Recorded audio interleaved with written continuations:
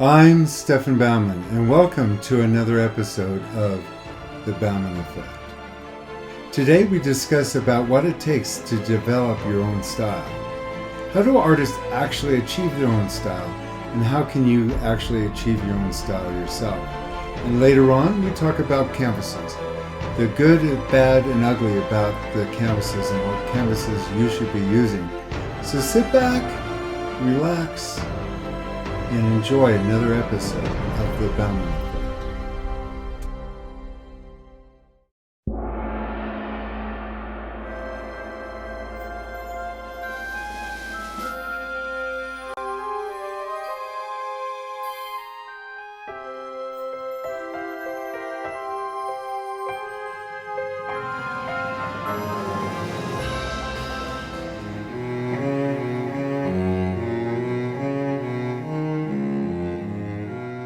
A lot of the things that we're going to be talking about, even today, this morning, I got up at 4:30. I have a couple of amazing students.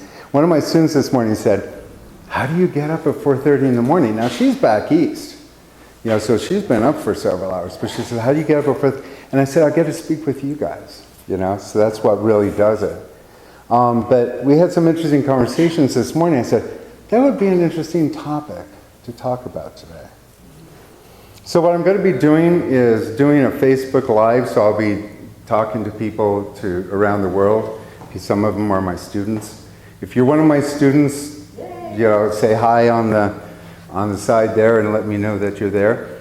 If you are in a different country, let me know where you're coming from. So we have people all around the world, but don't be intimidated because the cameras are this way. You guys will be completely, and nobody's going to know that you're here. So, some of the conversations that we're going to have are going to be the conversations that I have with my students in coaching, the things that are brought up. Now, coaching is different than art classes. And so what you want to get that this is not a painting class. And I've discovered over a period of the last couple of years on YouTube that painting classes, as we know them, aren't really happening that much anymore. Some people go to workshops where they want to have a little taste of an artist, but with social media, everybody expects to see whatever they want for free on YouTube. So why would you go and have a classroom and be with an artist, and especially with the pandemic, and risk your life to do that? You could just turn on YouTube, and on YouTube you have everybody in the world. Some people think they're teachers, some people shouldn't.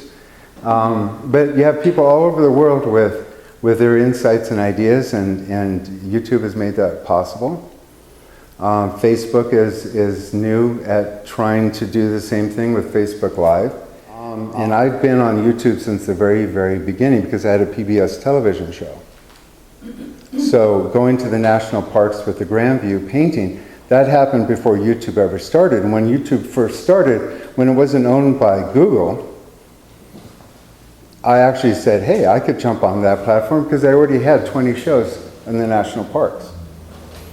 So I was on YouTube for years, got really large on YouTube, and I realized that this is definitely the future for art coaching. But coaching isn't teaching. Teaching is where somebody stands up here and he says, I want you to paint a tree using these two colors. The problem with that is that if I show you how I paint a tree, then you're going to only know how to paint that tree. And it was interesting because one of my students this morning, outside of the other conversation, took a workshop back east. And the teacher demonstrated how to paint a tree. And I looked at it and I said, didn't I teach you how to work with lights and shadows? And she said, well, she wanted it this way, so I followed her this way. And the end result wasn't really pleasing. It just looked like this big fan. I told her it was almost like a brain with a tree in the middle of it. It's just this huge shape. And so you can take all these workshops, but you can't be guaranteed that you're going to learn anything. And even if you take a workshop, because I'm going to be doing some painting here, even if you do take a workshop, or you watch me demo, You'll learn a couple of things, and people always say, Stefan, you don't paint. And I go, well, that doesn't mean anything. I teach you how to see. So the most important thing that I teach my students, thing that I learned, Mrs. Gugolinski taught me that you paint what you see. And that's really the secret to painting. It took me 30 years to believe it, and if you have watched my YouTube videos, you'll know who she is. But the main thing is that painting is I can teach you to paint. I can teach you to show you what it is to be an artist, but I can't make you an artist. I can show you how to put paint on the canvas, but painting comes from desire. In fact, when people call me up and ask me for coaching, they say, well, I'm not really qualified. And I go, well, I don't know if that's true or not. Let's see. I have 3 criteria for people if they're interested in painting. 1, they have to have desire. Now, a lot of you have desire. It's interesting when people call me up. I'm always surprised that they call me up. You know, it's just, I would never do that. In fact, I couldn't do what my students do. And I was telling that to my student yesterday. I said, I have no idea how you guys can consistently call me on Tuesday at 2:30 in the afternoon. Consistently. And never miss. I couldn't do that. I mean, I just admire that dedication, that desire for them to create art. And that's so strong within us. So what I look for is the students, first thing, do you have a desire? And I'm really surprised even people who call me for coaching don't have a desire. They have an interest. And I go, well, I don't know how long you're going to last. Let's just see if we can develop a desire. And desire is one of those things I can try to motivate you to become. Desire you can actually acquire. But I prefer if you show up with desire. You know, part of that desire is to develop your passion.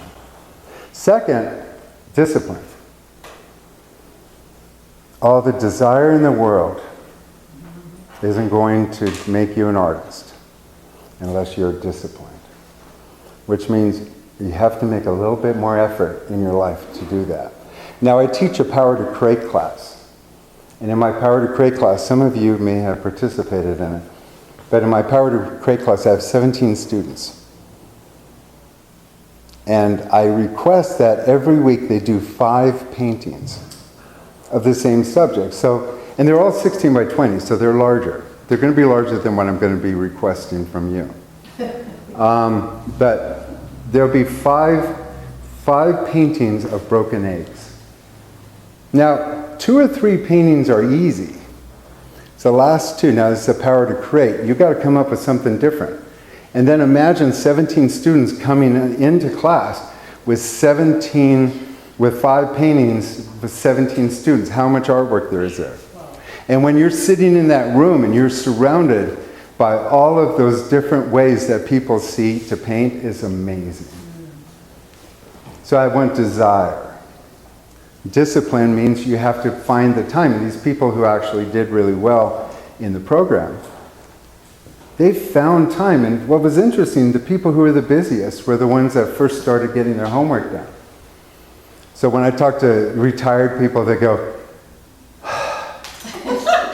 I don't know how in the world did I do it when I was working. I am so busy now. I get nothing done. I don't have time. I'm so surprised. Well, you know, the intention is different, you know. When you had to work, you had to be at work at 8 o'clock. And if you needed to go to the post office, you stopped by there at 7:30. You put everything into order, and then you took care of things as you went. But when you're retired, you go, it's kind of cold outside. I think I'm going to stay in bed for another half hour. You know, it's like this, you don't have to, right? And you justify it saying, well, I did that when I was working, so I can get up any time that I want. So that's you know, the difference of trying to acquire that time. If you're going to become an artist, you have to find the time, make the time. And then you have to have tenacity. You have to hold on to that. And number 3 is tenacity.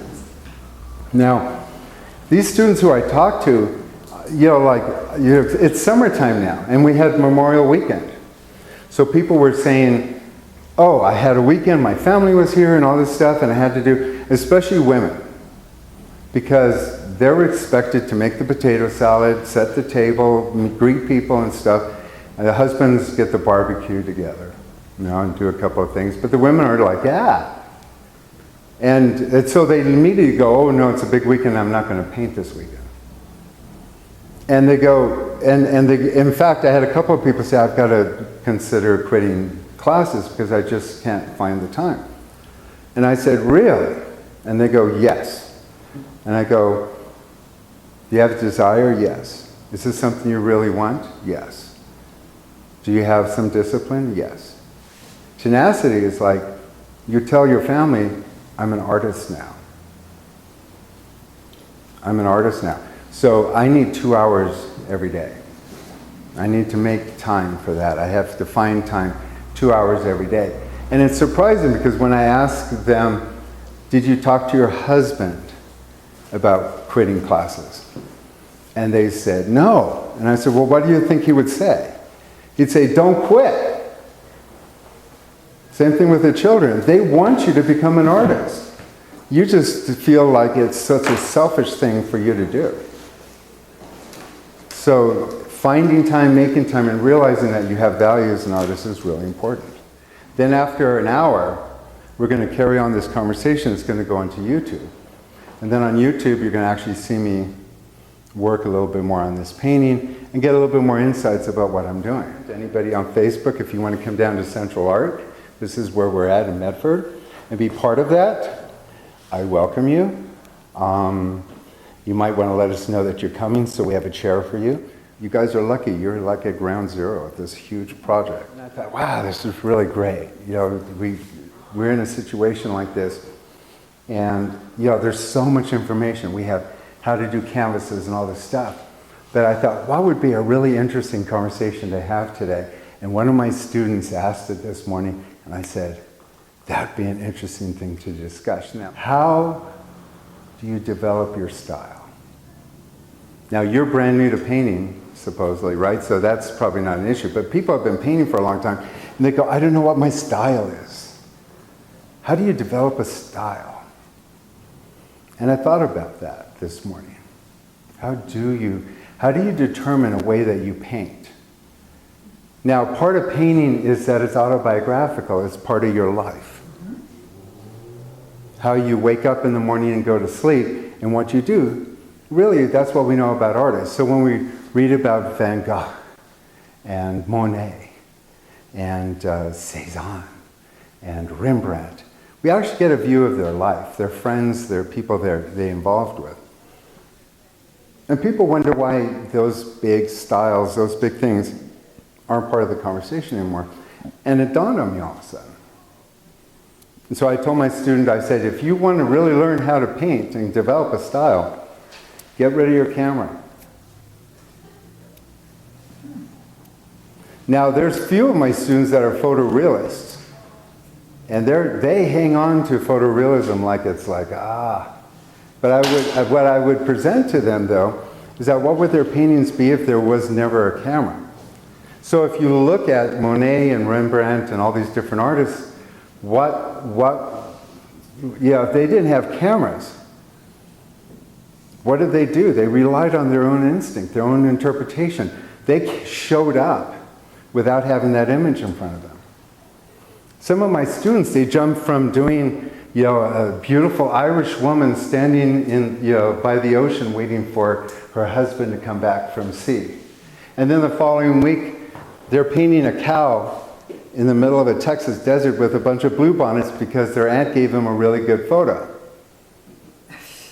And then they want to know why their paintings aren't a style, why they have. And it's because it's the inconsistency. When I have students that do homework assignments, you see a certain style show up because they work from life, and that's really the key, working from life. That's how you develop your insight. But if a camera shows up and gives you the information, that information is so powerful over your interpretation that you end up just the photograph.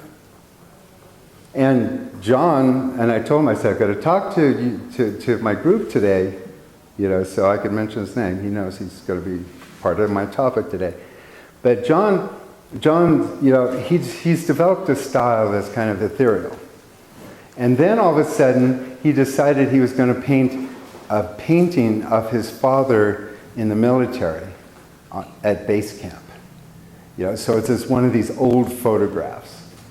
And John pretty much paints from life all the time. It's not an issue with him. But he was working from an old photograph. And I'll be damned. No matter what he did, that painting looked like an old photograph repainted. No matter what he did. Now, he could paint like crazy, but once you get that influence of that camera, you have nowhere else to go. Once you're taking a picture of something and then you come home and you start working from a picture, it's no longer your object. It's no longer your thing. So painting from life is really the only way that you could start developing your style. And people are shocked. They go, well, everybody works from photographs. Yes, this day and age, that's probably a true statement. But the artists jump off of the photograph. They're like, oh, okay, that's where it goes, and they put it away. The struggling artist sits there and goes, oh, what color is that blue? What color is that red? And they start like paint by numbers, and they start rendering the photograph. And then the thing is, they're upset because it doesn't look like the photograph anymore. And then, it's like they go, well, it doesn't look like the photograph. Well, that's not a good thing. I have one artist that he's into photorealism, and man, he holds on to that photorealism like crazy. And when he's painting that photorealism, that's his thing. That's what he has.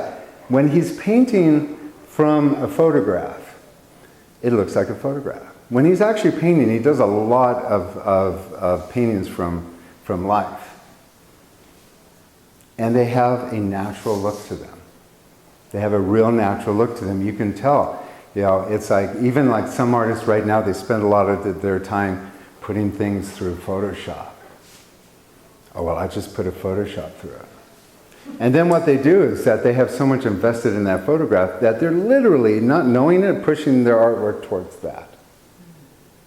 So if you want to develop a style, you need to quit looking at photographs. So you can look at photographs for interpretation. Oh, okay, that's where the sun came from. Oh, I like that light.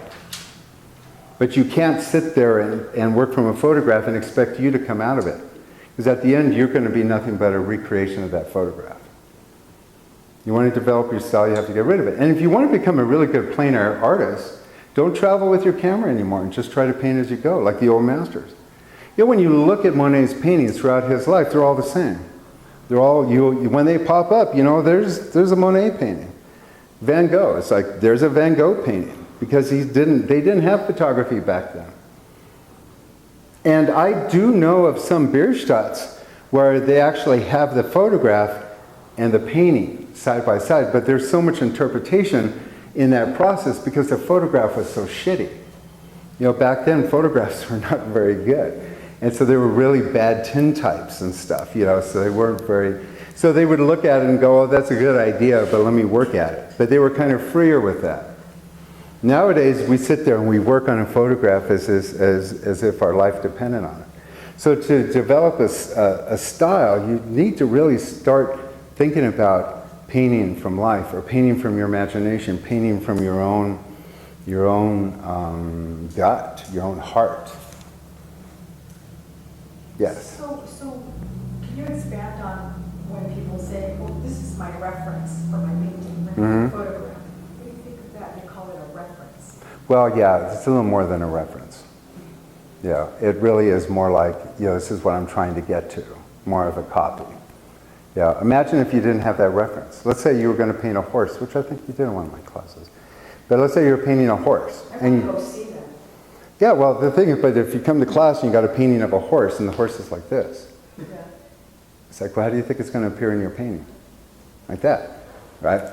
If you're out painting horses and they're moving and changing all the time, You're going to paint the idea of a horse, and a lot of it will be your interpretation.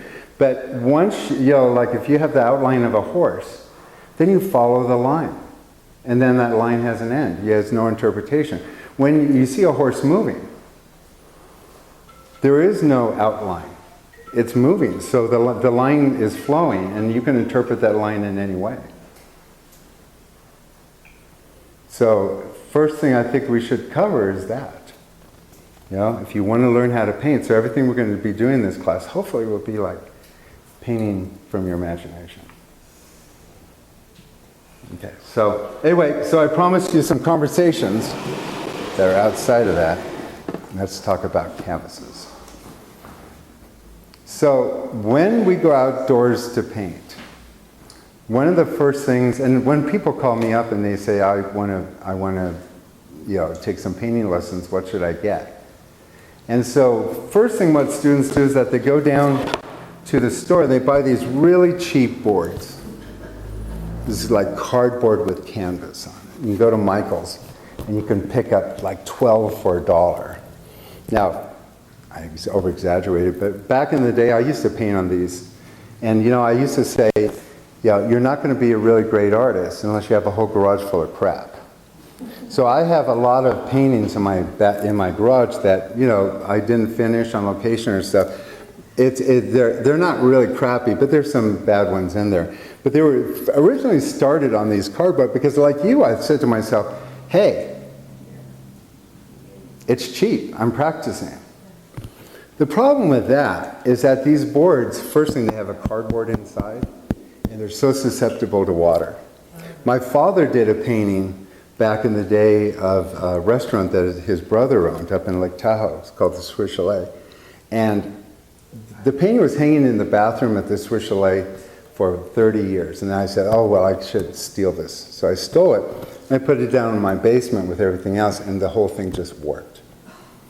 It was just horrible. So these canvases, first thing, they're not archival. They're not a good thing to have if you're going to be painting, and you're worried about time. But the problem is that this is kind of like a beginning class. You guys are going to be doing homework assignments.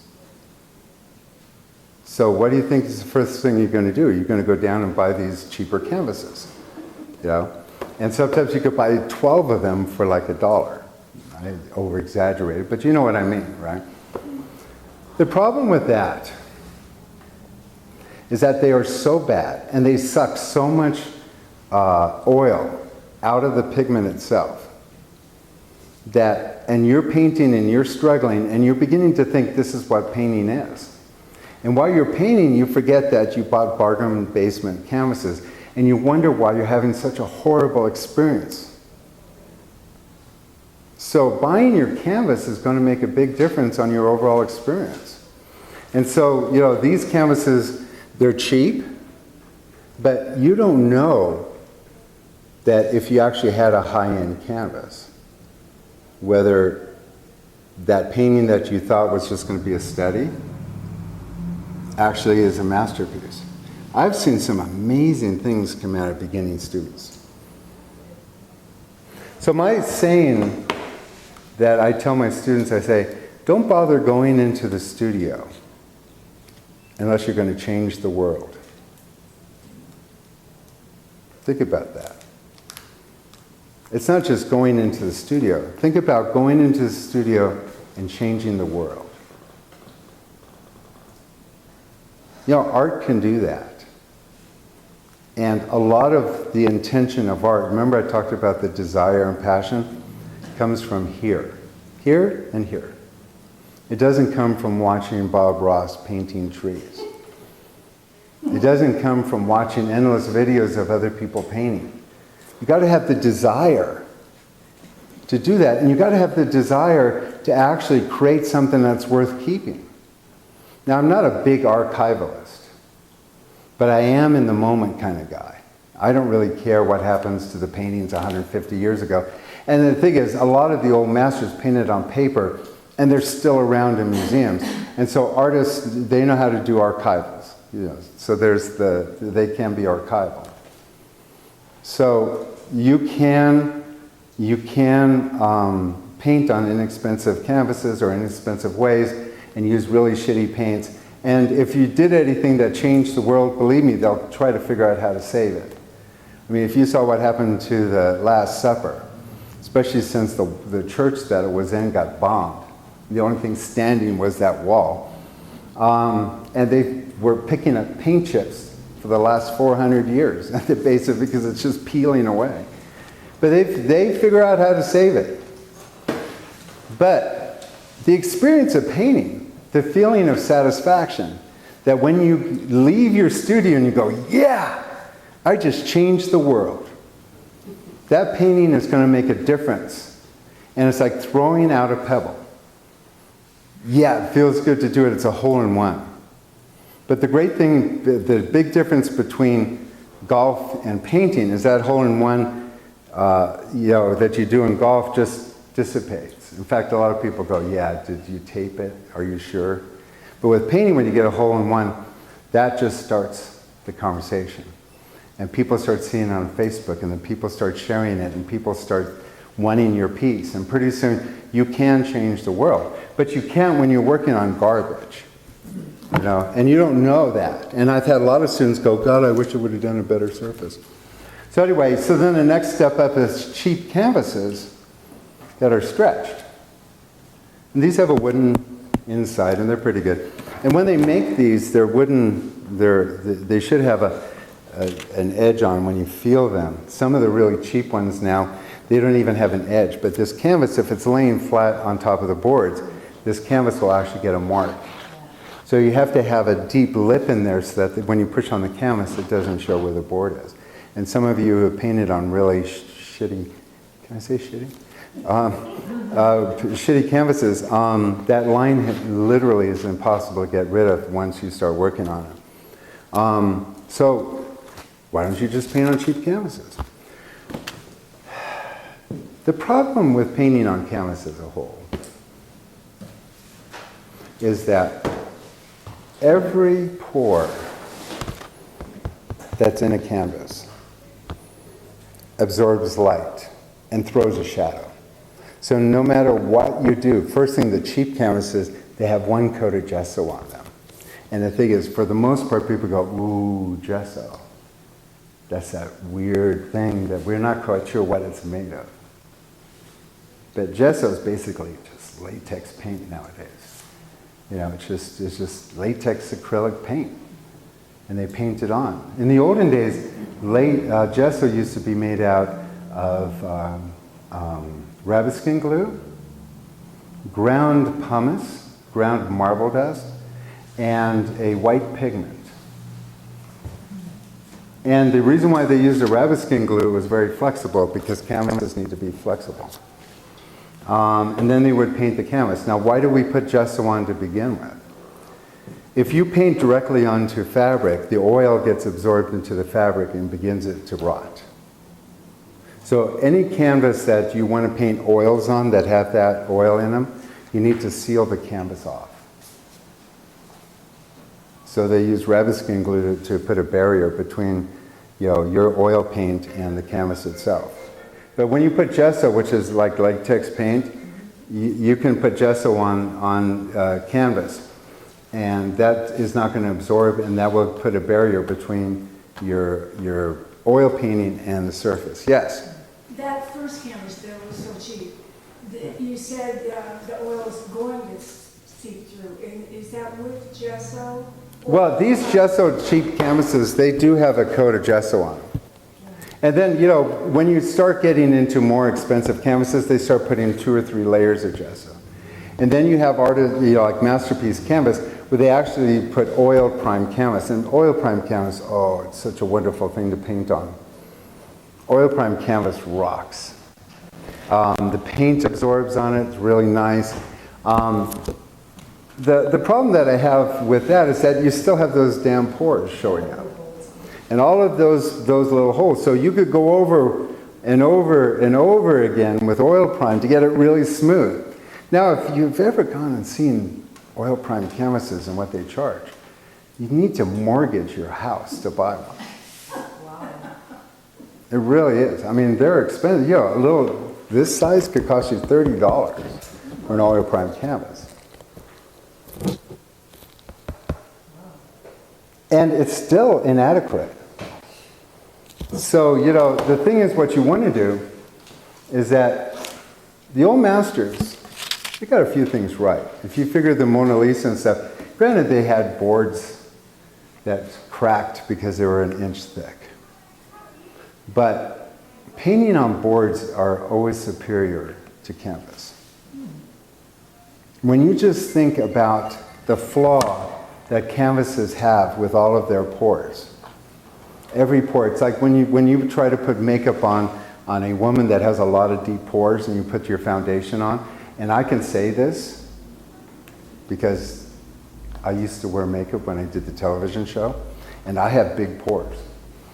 And man, I would have to sit there with the Clinique and put it on, and no matter what, those holes would still show up, and I'd have to go thicker. I don't know how you women can wear makeup. I have no idea. As soon as we finished the shot, I had to wipe it off. But I appear to you today with no makeup, I assure you. But so anyway, so you want a clean surface. Every flaw that's in that canvas, regardless of how, and especially your smaller canvases, the smaller the canvas, the more the flaws, the more they show up. So I have gone to working purely on board now. And the old masters always painted on board until they had to paint something so big that they had to get it into a castle or somewhere. And you know, with boards, there's a certain point where it's just too heavy. It's just too heavy. So I think around 24 by 36 to 30 by 40, that's when you should start shopping for canvas. Up until then, you really shouldn't be painting on smaller canvases. It's not appealing. All of those little pores break down the lights and shadows. If you want to really benefit from the Baumann effect, which basically is the philosophy of painting with light, you can't afford having a light hitting your canvas and having all the little pores show up. Yes? Probably jumping way ahead, but panels, it seems just to push paint around and doesn't stick on where I put it. But that also is the problem with oil prime canvas. There is a kind of a slimy quality to it. And so even when I did the demo here last week, I was painting on a board, and the first layer, you kind of have to slime around with it. And it's surprising, once the tooth gets broken, it actually starts to absorb more. You can actually start going in and slide around all of it. And the more practice you have, the better you get at it. But at the end, the quality is so much more superior. In fact, I talk about my journey to Hawaii in a lot of my videos and what caused me to start painting. And I saw this feather-off painting. I was so influenced that that's why I'm here today. But that painting was done on a masonite board. And I was like, well, we don't use masonite anymore. It's a MT3 board or whatever that is. Didn't you gesso your board last week or whatever it was? It wasn't really a gesso board. It was actually Ambasant. So Ambasant, you know, they're a really great product. They make gesso, and I'm not getting anything from Ambasant. They don't even know who I am. Okay, so this is a gesso board from Ambasant. It's very slick. It's a slimy surface to start, but you could actually break the slime by taking some turpenoid and really rubbing it down to kind of break that surface a little bit. And then paint on it, and you'll find out that after about an hour, you can go back up and start pulling off the brush strokes.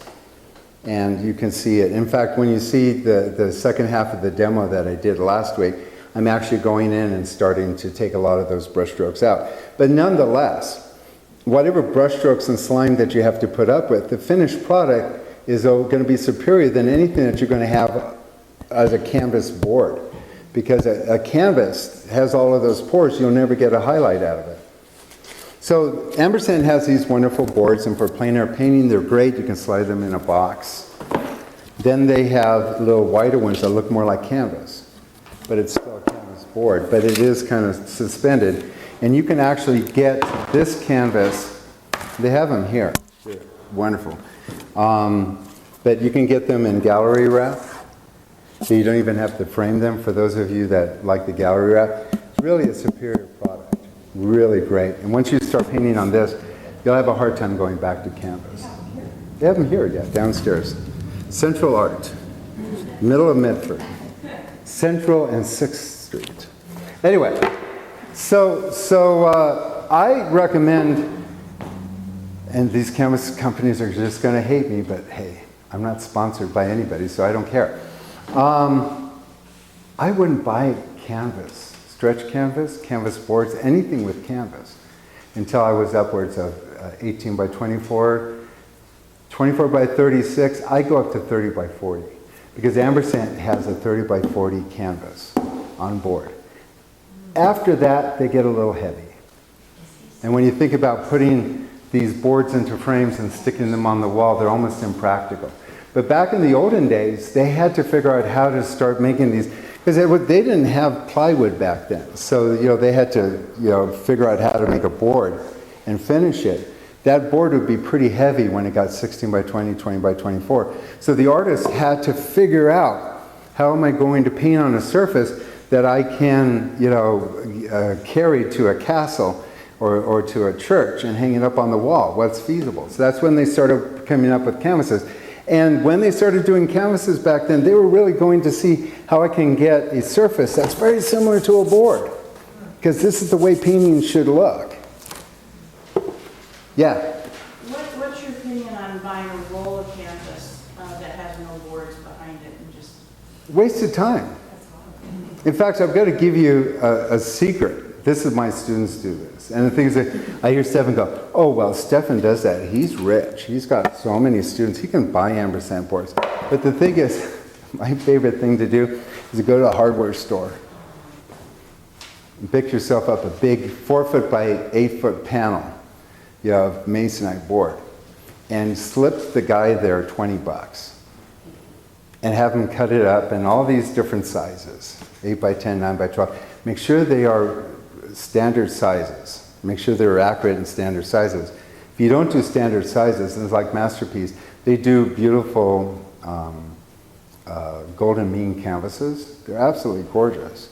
But the problem is, it costs you $300, $400 to frame them. You can't really run a business, and that's part of the Baumann Effect too. We're going to be talking about marketing your work and getting on Facebook and doing stuff that I'm doing. But right now, it's like being practical. I don't like 12 by 16, so I paint on 24 by 36, which is the golden mean ratio. And so I paint big, and they're even on boards. And so what you do is you go down to the hardware store and you have them cut the boards up. Cut this stuff up into 12 by 16, 9 by 12s, whatever you're doing. Those, right? No, then I go over to the auto place. And I pick up a can of auto primer. Spray auto primer. Now, I hear people that go, well, Stefan, that's not very archival. It hasn't been tested. People on the internet would think you're just sacrilegious. It's like, how dare you? Well, the thing is, gesso is latex paint. In fact, they're finding out that acrylic paints they're not as archival as they think they are. In fact, if you paint a house with oil paints and acrylic paints, which one do you think will last longer? The oil-based paint, yes, definitely. So you go down and you get yourself a spray can of auto primer, oil-based auto primer. And before you go outdoors, you give that thing a real good, thick coat of that. Costs you 98 cents a canvas. If you are using acrylic paints, you probably want to come to something that's not oil. You can use like Hills. You can use like acrylic primer, and so I think they probably even have that in the can too. But the thing is, you don't have to spend a lot of money for your surface. And if you're putting auto primer on your car, whether it's acrylic or oils, that stuff's made to last a lot longer than anything that an art company could put together. Stefan, could you pass one of those smaller boards around? Which one do you want? I'm gonna look at I'll give you one of the ones these. that you use, that you like to use.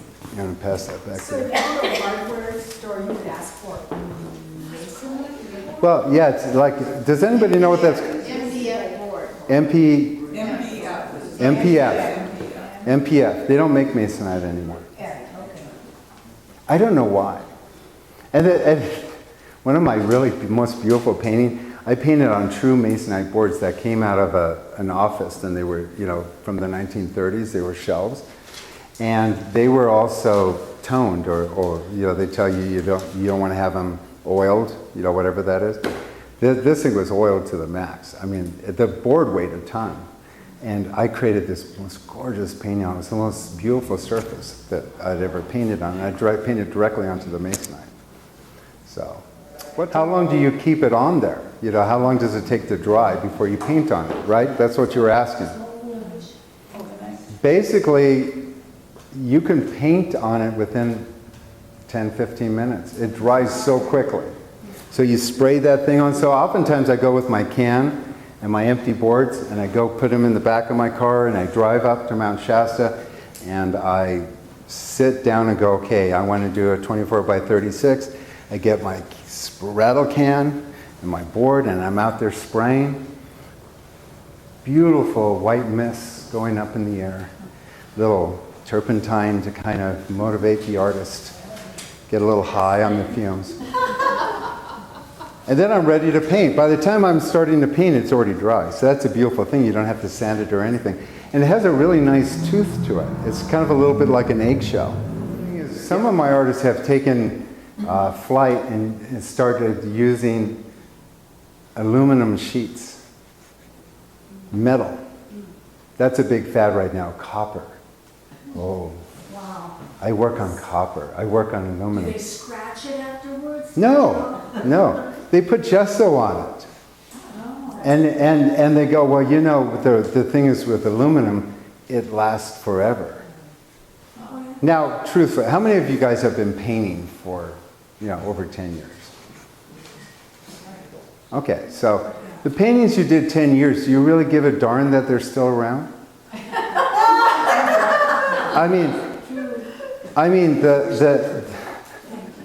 the thing is, it's like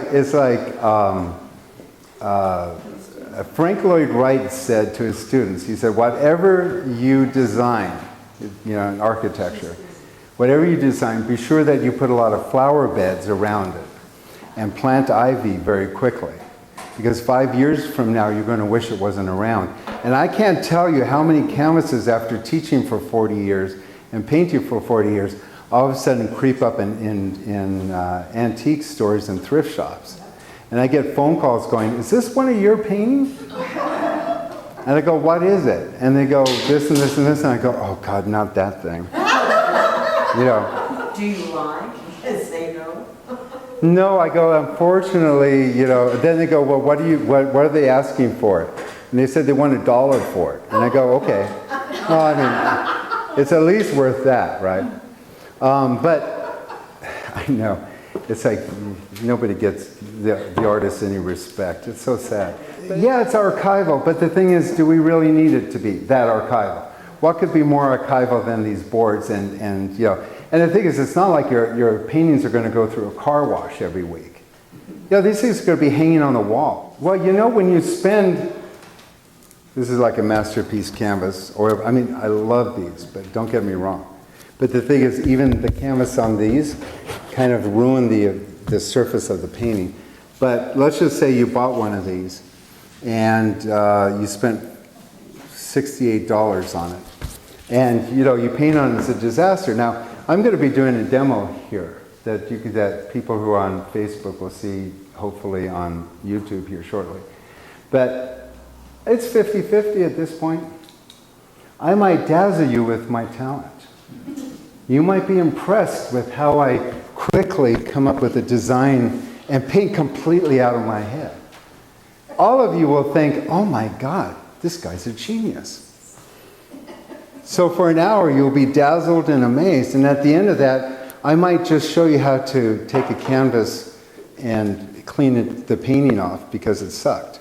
It's 50-50. Either you're going to get something wonderful or it's going to be worthless. to paint a painting on a canvas and it fails. That's why I like working with a little bit more inexpensive surface, is that I just throw it away. The thing is, painting is so cheap.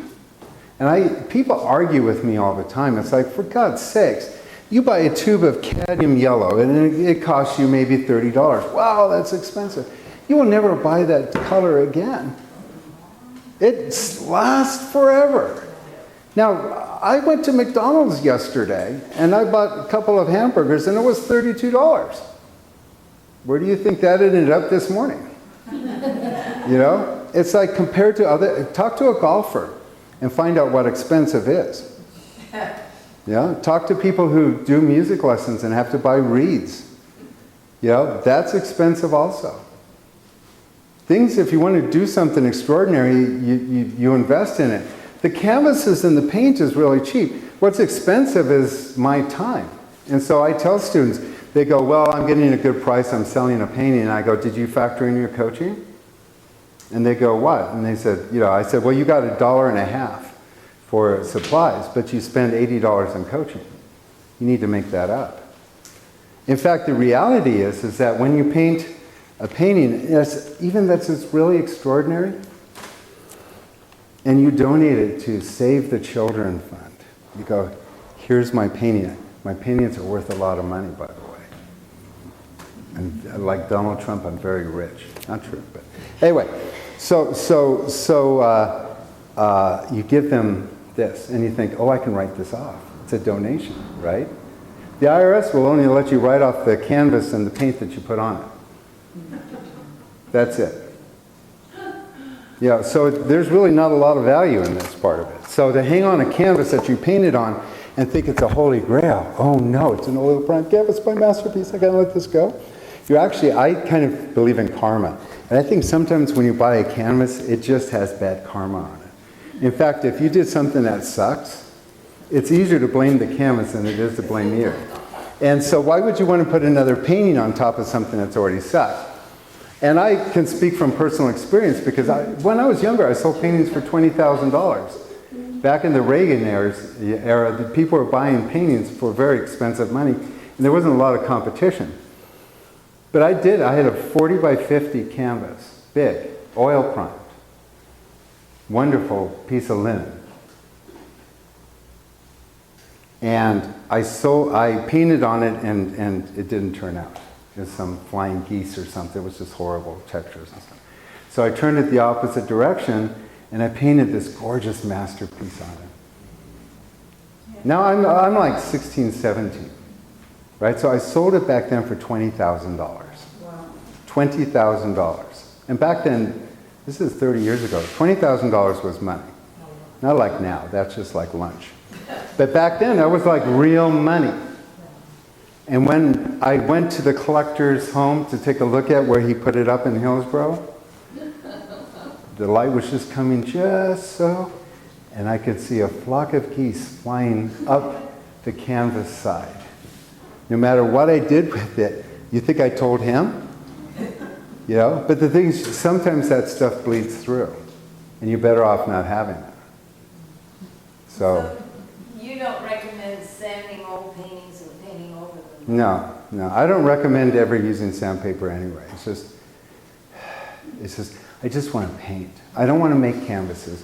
One of my students, he spends months, he's so talented.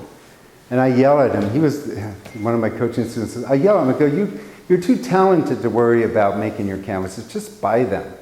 Get somebody else or make them simple. But he'll spend a month. Oh my gosh. You get that surface just so. And then he can't paint on it anymore because it's like glass. So then he has to like break it again with another piece of sandpaper. So he has to get that, it's like, holy smokes. It's like, I want to get out there and paint. So if you're going to buy canvases, my recommendation is don't go into expensive canvases and companies and stuff unless you're going bigger than 24 by 36. You literally are not producing really great. I mean, you can, but the thing is, it's not necessary. And the surface and the light that you can get on a little tiny canvas is like amazing. And as we go through the Baumann effect, you'll actually see why. In fact, when I did the demo last week, I actually show you a trick with a palette knife, how to get more light on a canvas anyway, and it's harder to get that on a canvas than it is on a board. So if you want to get more information, go to my website, www.stefanbaumann.com, and there you can actually register for a free book. See, I told you, all this stuff is for free. What's the website, Stefan? I'll write it on here. www.stefanbaumann.com. And there you can find information about the free book, my Facebook, my Patreon, all the different things that I have going on. And also, if you're interested in doing a workshop with me up in my ranch, up in Mount Shasta, which we are spending so much time renovating. Oh my God, we have now an arena that would choke a horse. It's a horse arena, it's a joke. Anyway, so the place is just becoming gigantic. And so in October, the third weekend in October, we have a workshop. You might want to consider doing that, get some hands-on. Well, that concludes another episode of the Baumann Effect. Be sure to go to my website at www.stefanbaumann.com, and there you can find information about my workshops, my PBS television show, and my YouTube station. There you can also register for a free book, Everything I Know About Landscape Painting. So until the next time we meet on the Baumann Effect, be sure you paint with passion. And remember, don't go into the studio unless you plan to change the world. I'm Stefan Baumann. You have a grand day.